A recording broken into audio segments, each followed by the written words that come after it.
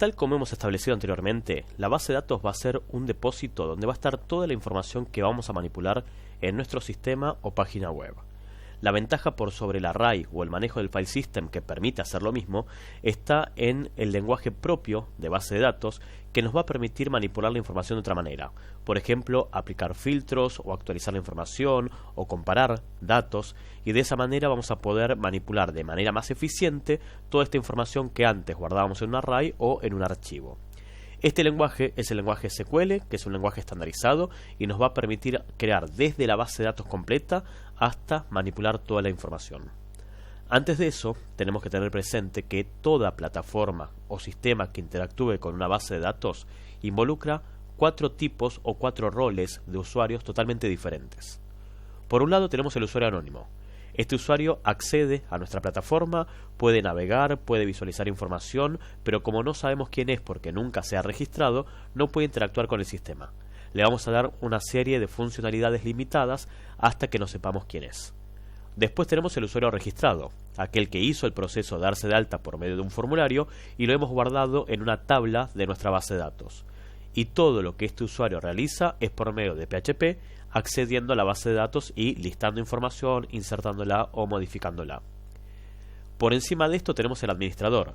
El administrador técnicamente sería el cliente que nos contrató para hacer la plataforma, que también es un usuario que tenemos registrado en el sistema y también va a navegar por medio de PHP que interactúa con el SQL, con la base de datos. La gran diferencia con el usuario registrado o el anónimo es que tiene otros permisos adicionales, como por ejemplo bloquear usuarios o eliminar las acciones que los usuarios hicieron. Por ejemplo, si un usuario dejó un comentario no apropiado, lo va a poder eliminar y va a tener la posibilidad de crear nuevos contenidos que por ahí el usuario no puede hacer.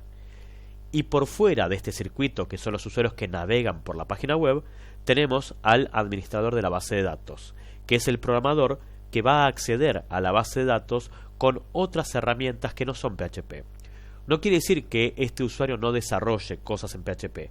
Quiere decir que todo el relevo previo de crear y administrar la base de datos se va a hacer con otras herramientas que no son PHP.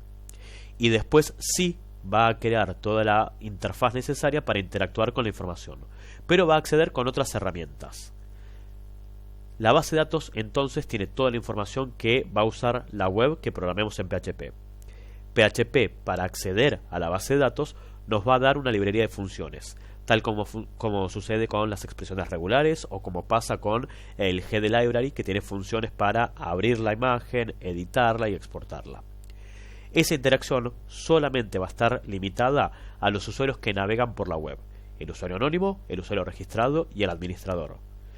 Nosotros, como programadores, la primera fase la vamos a hacer para armar toda la estructura de la base de datos con otras herramientas que no son PHP, por lo cual nos vamos a ver obligados a trabajar con otro software distinto antes de llegar a la programación del sitio web.